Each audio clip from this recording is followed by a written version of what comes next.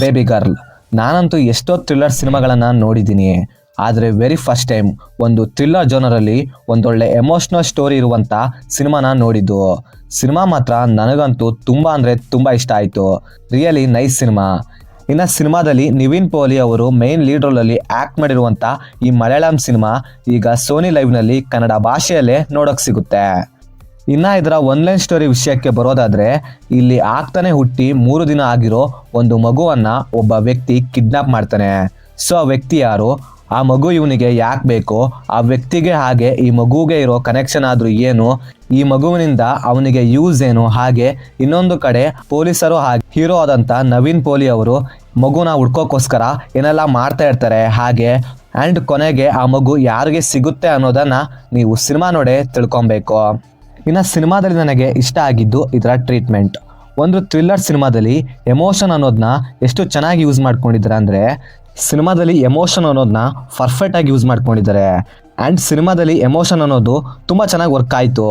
ಇನ್ನು ಸಿನಿಮಾದಲ್ಲಿ ನನಗೆ ಮೇಯ್ನಾಗಿ ಇಷ್ಟ ಆಗಿದ್ದು ಇದರ ಸೆಕೆಂಡ್ ಹಾಫ್ನಲ್ಲಿ 2 ಕ್ಯಾರೆಕ್ಟರ್ಸ್ಗಳು ಬರುತ್ತೆ, ಅಕ್ಕ ತಮ್ಮಂದು. ಈ 2 ಕ್ಯಾರೆಕ್ಟರ್ಸ್ಗಳ ಪರ್ಫಾರ್ಮೆನ್ಸ್ ಮಾತ್ರ ಪೀಕ್ ಗುರು. ರಿಯಲಿ ಗುರು, ಈ 2 ಕ್ಯಾರೆಕ್ಟರ್ಸ್ಗಳ ಪರ್ಫಾರ್ಮೆನ್ಸ್ಗೋಸ್ಕರ ಸಿನಿಮಾನ ನೋಡ್ಬಹುದು ಗುರು. ನಿಜವಾಗ್ಲೂ ಗುರು, ಅಷ್ಟು ಚೆನ್ನಾಗಿತ್ತು ಆ 2 ಕ್ಯಾರೆಕ್ಟರ್ಸ್ಗಳ ಪರ್ಫಾರ್ಮೆನ್ಸ್ ಮಾತ್ರ. ಇನ್ನು ಸಿನಿಮಾದ ಮೇನ್ ಸ್ಟೋರಿ ಸಿನಿಮಾ ಸ್ಟಾರ್ಟಿಂಗಿಂದಲೇ ಸ್ಟಾರ್ಟ್ ಆಗುತ್ತೆ. ಆ್ಯಂಡ್ ಹೋಗ್ತಾ ಹೋಗ್ತಾ ಇದು ಒಂದೊಳ್ಳೆ ಥ್ರಿಲ್ಲರ್ ಸಿನಿಮಾನ ನೋಡ್ತೀವಿ ಅಂತ ಫೀಲ್ ಕೊಡುತ್ತೆ. ಆ್ಯಂಡ್ ಹೋಗ್ತಾ ಹೋಗ್ತಾ ಸಿನಿಮಾ ಸೆಕೆಂಡ್ ಹಾಫ್ನ ಹೊತ್ತಿಗೆ ಒಂದೊಳ್ಳೆ ಎಮೋಷನಲ್ ಸಿನಿಮಾ ಆಗಿ ಕನೆಕ್ಟ್ ಆಗ್ಬಿಡುತ್ತೆ. ಅಂಡ್ ಸಿನಿಮಾದಲ್ಲಿ ಕೆಲವೊಂದು ಕಡೆ ಪರ್ಫಾರ್ಮೆನ್ಸ್ ಮಾತ್ರ ಪೀಕ್ ಲೆವೆಲ್ ಆಗಿರುತ್ತೆ. ನಾನಂತೂ ಈ ಲೆವೆಲ್ ಪರ್ಫಾರ್ಮೆನ್ಸ್ ನ ಎಕ್ಸ್ಪೆಕ್ಟ್ ಮಾಡಿರ್ಲಿಲ್ಲ. ಇನ್ನು ಸಿನಿಮಾದಲ್ಲಿ ಇರುವಂತ ಬ್ಯಾಕ್ ಗ್ರೌಂಡ್ ಮ್ಯೂಸಿಕ್ ಸಿನಿಮಾಗೆ ಒಂದು ಲೆವೆಲ್ಗೆ ವ್ಯಾಲ್ಯೂನ ಆಡ್ ಮಾಡ್ತು ಅಂತೀನಿ.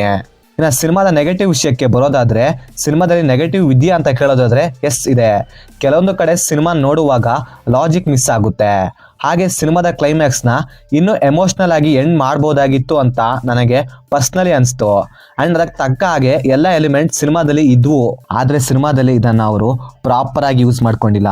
ಇನ್ನು ಓವರಾಲ್ ಆಗಿ ಸಿನಿಮಾ ಹೇಗುಂಟು ಅಂತ ಹೇಳೋದಾದ್ರೆ, ನಿಮಗೇನಾದರೂ ಒಂದೊಳ್ಳೆ ಥ್ರಿಲ್ಲರ್ ಜೊತೆಗೆ ಒಂದೊಳ್ಳೆ ಎಮೋಷ್ನಲ್ ಸ್ಟೋರಿ ಇರುವಂಥ ಸಿನಿಮಾನ ನೋಡ್ಬೇಕು ಅನ್ಕೊಂಡಿದ್ರೆ ಈ ಸಿನಿಮಾ ಬೆಸ್ಟ್ ಆಪ್ಷನ್ ಆಗಬಹುದು, ನೋಡಿ. ಇನ್ನು ನನ್ನ ಪ್ರಕಾರ ಹೇಳೋದಾದ್ರೆ ಇದೊಂದು ಒಳ್ಳೆ ಕತೆ ಇರುವಂಥ ಗುಡ್ ವಾಚ್ ಸಿನಿಮಾ ಅಂತೀನಿ. ಸೊ ಇದಾಗಿತ್ತು ಫ್ರೆಂಡ್ಸ್, ನಾನು ಈ ಸಿನಿಮಾ ನೋಡಿದಾದ್ಮೇಲೆ ನನಗನ್ಸಿದಂಥ ಒಪಿನಿಯನ್.